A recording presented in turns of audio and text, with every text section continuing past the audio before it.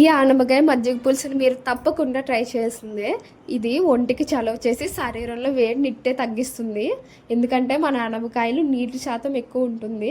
మజ్జిగలో ఎలక్ట్రోలైట్స్ ఉంటాయి. ఈ 2 కాంబినేషను చాలా మంచిది. సో, తప్పకుండా ట్రై చేయండి. దానికోసం ఆనపకాయ తీసుకొని సన్నగా కట్ చేసి దాని మీద తొక్క తీయండి. సన్నగా కట్ చేస్తే దాన్ని తొక్క తీయడం ఈజీ అవుతుంది. నెక్స్ట్ వాటిని శుభ్రంగా కడిగి చిన్న చిన్న ముక్కలు కట్ చేయండి నేను చూపించిన సైజులో. నెక్స్ట్ కుక్కర్లో వేసుకుని కొంచెం వాటర్ వేసుకుని ఒక విజిల్ రానివ్వండి.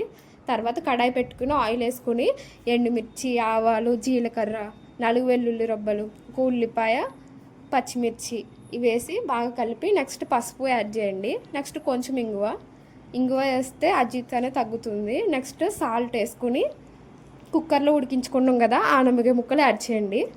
ఇప్పుడు వాటిని బాగా కలిపాక మగ్గుతూ ఉంటాయి. ఈ లోపు మనం మజ్జిగని రెడీ చేసుకుందాం.